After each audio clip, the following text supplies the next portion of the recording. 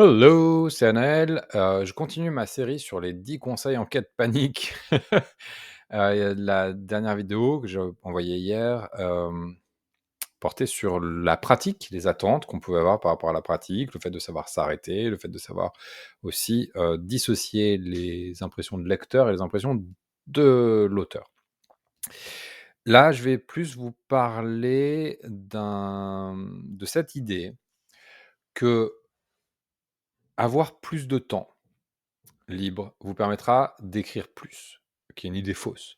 C'est-à-dire la vie que nous menons, qui est faite de plein de choses, de vie sociale, de vie familiale, d'un travail, de plein de choses, fait qu'on a l'impression qu'on manque toujours de temps, en particulier pour écrire. Il y a cette idée que, en fait, cette frustration de ne pas pouvoir écrire assez, nous fait penser, nous donne à penser que si on avait plus de temps, ah, si seulement j'avais plus de temps, je pourrais enfin finir mon roman. C'est une idée fausse, c'est un mirage. Bien sûr qu'avoir, la possibilité de vous consacrer de manière, je vais le dire comme ça, non dispersée, à votre projet d'écriture vous aidera à aller au bout, mais c'est pas parce que vous avez plus de temps, c'est parce que vous avez plus d'attention disponible, ce qui est pas la même chose. C'est-à-dire que si vous avez plus de temps, mais que votre attention, elle est dispersée, sur plein de trucs, ça vous aidera pas. Ce qui fait que les retraites d'écriture fonctionnent, puisque je vous rappelle que c'est le contexte dans lequel j'ai répondu à enfin, j'ai envoyé ces conseils-là. Le fait que les retraites d'écriture fonctionnent, le fait de vous dire, tiens, je vais prendre un week-end, tiens, je vais prendre une semaine, c'est que vous vous programmez, vous vous engagez avec vous-même de vous concentrer pendant ce temps-là que sur votre écriture. Vous prenez comment on dit, les arrangements qui conviennent, c'est pas le mot que je cherchais, mais c'est pas grave. Vous faites en sorte d'avoir du temps euh, disponible pour votre écriture, de mettre à distance toutes les autres préoccupations de votre vie pour pouvoir être vraiment présent à votre écriture. Et c'est ce qui fait que ça fonctionne. C'est pas parce que vous avez 48 heures ou une semaine que vous écrivez plus, c'est parce que vous êtes plus disponible en attention. Donc ça, c'est important. Ça, c'est vraiment très important parce que très souvent, vous allez vous retrouver avec du temps libre et vous allez me dire, mais en fait, j'ai pas écrit, j'ai fait tel truc, j'ai fait le ménage, j'ai fait de l'administratif, j'ai fait je ne sais quoi, j'ai pas avancé. Ben déjà, c'est parce que vous n'aviez pas pris la décision de consacrer cette journée-là à votre écriture. C'est une des possibilités. L'autre possibilité, qui est tout aussi valable, c'est que même quand vous vous programmez des retraites d'écriture, vous manquez d'entraînement. L'écriture, c'est une pratique qui demande beaucoup d'endurance, c'est une pratique qui demande énormément de concentration, donc il faut avoir une capacité de concentration très forte et votre capacité à écrire plus dépend directement de votre capacité à vous concentrer plus longtemps et à rester concentré plus longtemps. Or, en particulier, mais je pense que ça a toujours été vraiment, en particulier dans notre société où on est sans arrêt, soumis à plein de notifications, tout le monde, peut nous joindre à n'importe quel moment.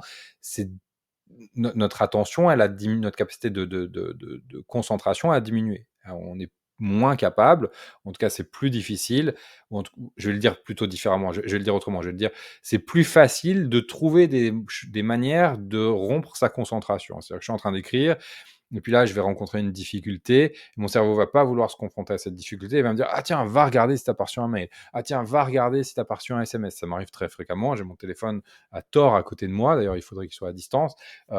Et dès que c'est un petit peu difficile d'avancer dans le travail parce qu'il y a une question à résoudre à laquelle j'ai pas encore réfléchi, hop, vite, je vais aller regarder, tiens, si j'ai pas une sollicitation extérieure qui va me permettre, qui va me donner une porte de sortie, qui va me permettre de pas me concentrer là-dessus. Donc ça, c'est important de l'avoir en tête. C'est-à-dire que quand vous prévoyez du temps d'écriture, il faut aussi vous préparer mentalement et il faut vous entraîner. Je prends fréquemment, sans aucune expérience de la course, la comparaison avec le marathon, où je dis, bah, tiens, on ne court pas un marathon si on n'a pas une pratique de course régulière. Eh ben, vous n'allez pas vous programmer une journée d'écriture ou même une après-midi d'écriture si vous n'avez pas une pratique déjà en amont régulière de l'écriture. Cette pratique, elle est là parce que, non pas parce qu'elle est longue, mais parce qu'elle prépare votre cerveau à être concentré, elle prépare votre cerveau à savoir finalement s'adapter à chaque moment de l'écriture. L'écriture, c'est quoi en fait? C'est une idée que vous déroulez et au bout de laquelle vous arrivez. Et suite à cette première idée que vous avez déroulée, c'est là où vous êtes inspiré, OK, j'y vais. Et là, vous vous retrouvez bloqué parce que la prochaine idée n'est pas encore mûre et que votre attention n'est pas encore dirigée vers cette prochaine idée. Quand vous arrivez au bout d'une idée, vous êtes obligé de vous confronter à l'effort de définir la prochaine idée. Vous dire, bah, tiens, qu'est-ce qui vient après? Quelle est la prochaine étape de ma scène? Quelle est la prochaine étape de mon récit? Quel est peut-être le niveau d'intensité, d'émotion suivant auquel il faut que mon récit amène mon lecteur. Et ça, c'est pas encore présent dans votre tête, de 1. De 2, c'est pas forcément facile à faire, pas forcément confortable à faire. De 3, ben, vous l'avez pas encore construit, il faut faire l'effort de le construire. Et le construire, ça veut dire vous poser des questions que vous ne vous êtes pas encore posées et aller chercher la réponse, OK?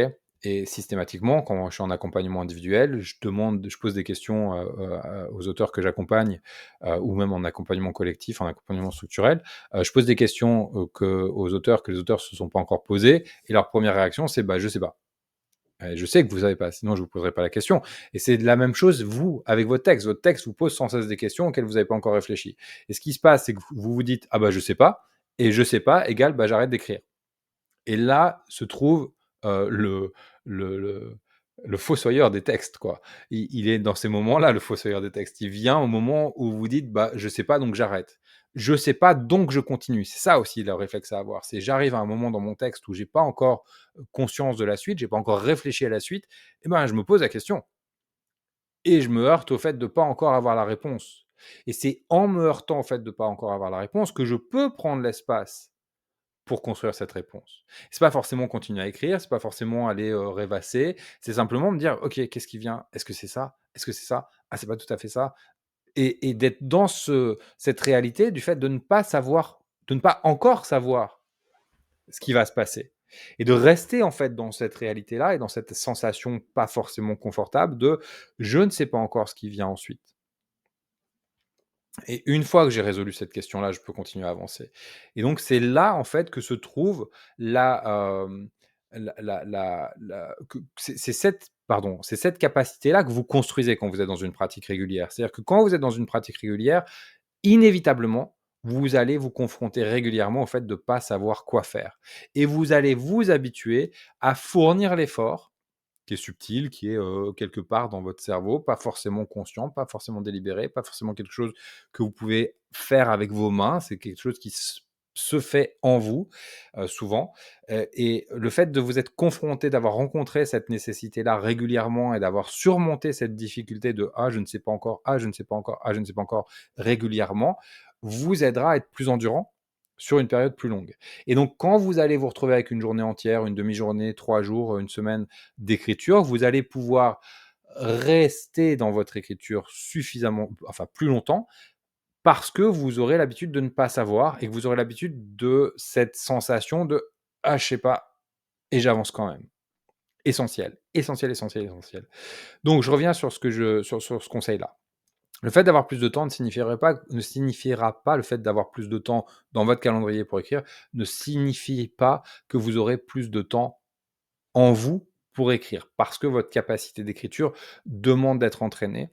Votre endurance aussi à l'effort créatif qui est, mine de rien très fatigant, demande à être entraînée. Et que si votre limite d'endurance, elle est par exemple à 2 heures, c'est-à-dire que vous avez l'habitude de travailler pendant 2 heures et après vous arrêtez, ben, quand vous aurez 8 heures devant vous, vous allez travailler 2 heures et au bout de 2 heures, vous allez dire: «Ah, j'y arrive plus, heu, comment je fais?»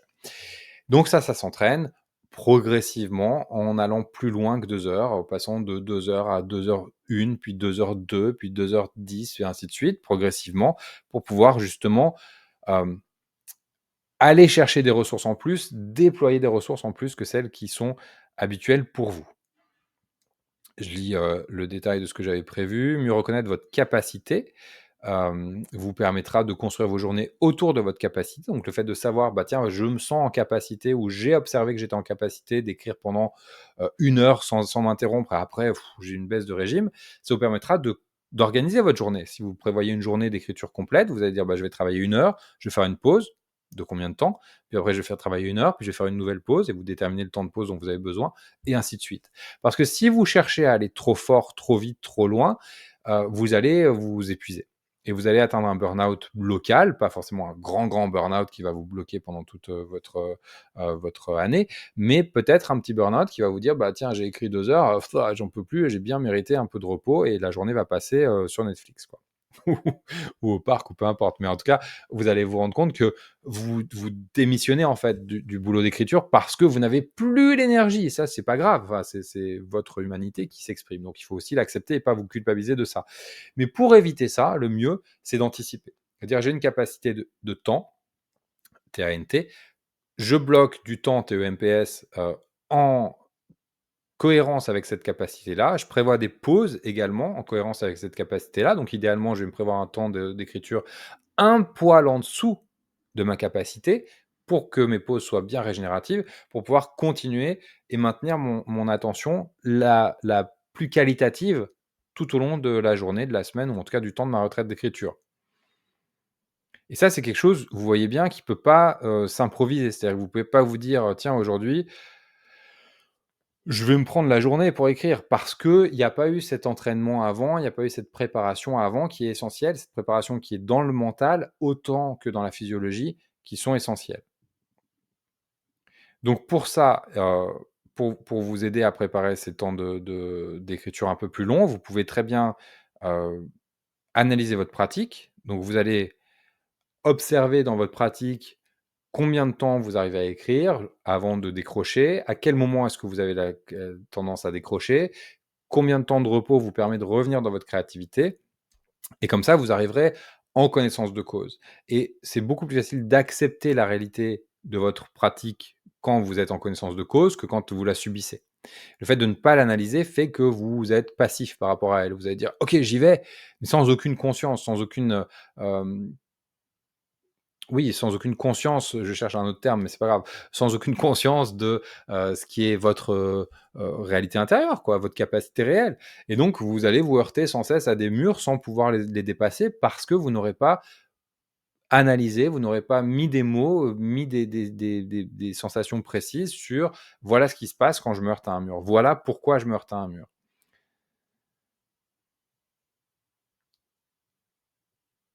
Donc voilà, c'est important d'être à l'aise avec ces variations avec, les éventuelles variations, en tout cas avec votre capacité et de l'accepter et de dire en conscience: «Voilà ce que je peux investir, voilà la qualité d'attention et la quantité d'attention que je peux donner à mon écriture, à ce moment-là de ma pratique, à ce moment-là de ma vie». Puisque plus vous aurez une pratique régulière et plus vous serez dans la, démarche d'augmenter votre capacité, plus votre capacité augmentera évidemment. Elle est élastique, hein, elle est malléable. Plus vous l'utilisez, plus elle est, présente et disponible. Moins vous l'utilisez, plus c'est difficile de la mobiliser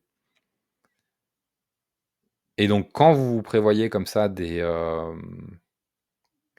retraites d'écriture, anticipez. Faites-vous des plannings à l'avance. Même si vous ne les respectez pas à la lettre, on s'en moque, c'est pas important. Ce qui est important, c'est d'avoir une vision, en fait, d'avoir une prise de conscience, d'avoir un choix délibéré de comment vous allez employer votre temps d'écriture, ou votre temps, pas seulement d'écriture, votre temps dans cette retraite, en alternant entre des temps d'écriture et des temps de pause, éventuellement des temps de lecture, des choses comme ça.